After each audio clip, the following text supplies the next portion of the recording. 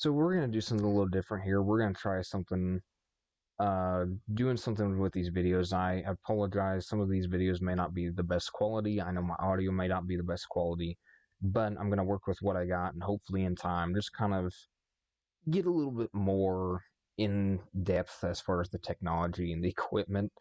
Because this is not something I'm familiar with on doing, so we're just going to do some trial and error, kind of see what works best.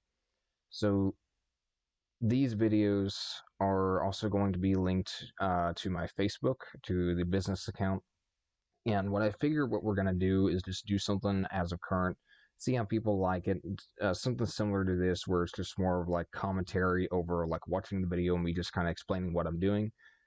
Because the equipment that I'm using as far as making the video does not have the best audio. I know I sound muffled in this, but it's what I've currently got, so we'll kind of work with that and see how things go a little bit later on. So I acquired this clock a couple weeks ago. I actually drove 2 hours to pick this clock up. It's a St. Charles is what it says on the face, but this is a Kinegar movement. And what you're watching here is just something, just a disassembly of it. I am still working on doing the cleaning and just kind of getting some stuff set up for that. And you see that I'm having some issue getting some parts off, so they were pretty stuck on over time. I'm not sure when this clock was last serviced. It looked like it had been some time. You see that one of the cords has been frayed quite a bit, so I'm going to have to replace that. Someone suggested about just cutting the end off and resoldering the end. No, I really don't want to do that because there's length. You got to worry about the length of the cord. So what I'm doing here now is just disassembling the face and everything else, and once I get this kind of taken off, you'll see all the gears and everything inside. It's taken me a moment to get that part off. So I'm going to try to do this every so often. I'm not exactly sure how often I'll be able to put a video out. I'm not sure how to do a lot of the editing. So this is, like I said, it's just going to be trial and error. We're going to see how it kind of works out, see what you all suggest, see what you want to see, that kind of thing. So what I'm doing here, going back to the movement here, is I'm trying to get this cam off. And I wasn't sure if my puller that I have in my hands right now was going to work. Sometimes it works, sometimes it doesn't, depending on what kind of cam I'm pulling off. So that's why I grabbed 2 flathead screwdrivers and put some masking tape over the end so I didn't mar any of the pieces. But as you can see, that puller worked perfectly. So you can't hardly see it in that video, but it had quite a bit of old grease sitting on it still, so it made it pretty dirty. Here in a moment, I should be getting that plate off. I know you're not seeing my hands in the video near as much. I'm reaching behind, grabbing tools, whatever else, since I don't have that wide range of showing exactly what I'm doing.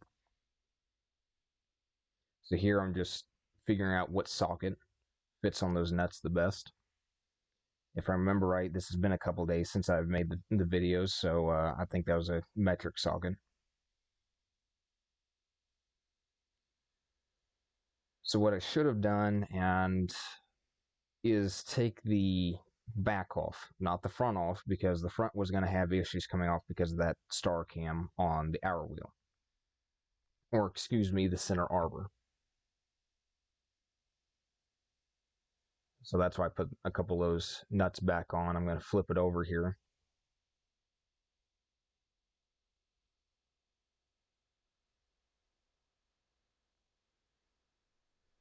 And this will provide a whole lot easier as far as getting those the plate off. I still have not completely cleaned the plates and everything, so I don't know if it needs bushings yet or not.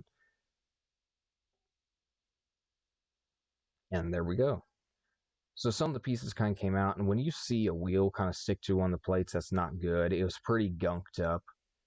There was a decent amount of wear on some of those pivots that had some wear on the pallets themselves.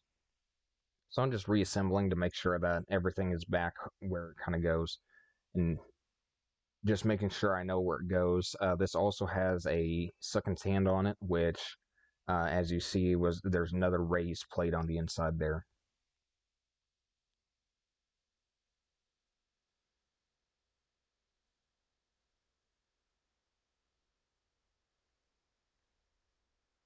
So here comes the disassembly. I'm disassembling the strike train first. Not for any particular reason, it's just kind of keeping everything together.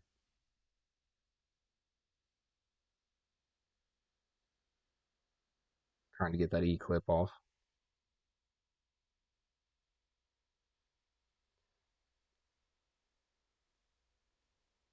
So the barrels won't come out because of the center arbor and that wheel. And so here in a moment, you'll see that I got the, I was trying to get the cam off the front plate, but I couldn't quite do that. I'm still trying to work on that, but I had to take the gear off on the backhand side on the center arbor, the center wheel off just to be able to do that. I could not get those screws to loose whatsoever. But that's the end of this video, so we're just going to see kind of how everything works. Let me know down in the comments kind of what you all think of this. Was there something I need to do better, something I need to do a little different? Am I talking too fast, too slow, that kind of thing? Because this is my first time of doing this.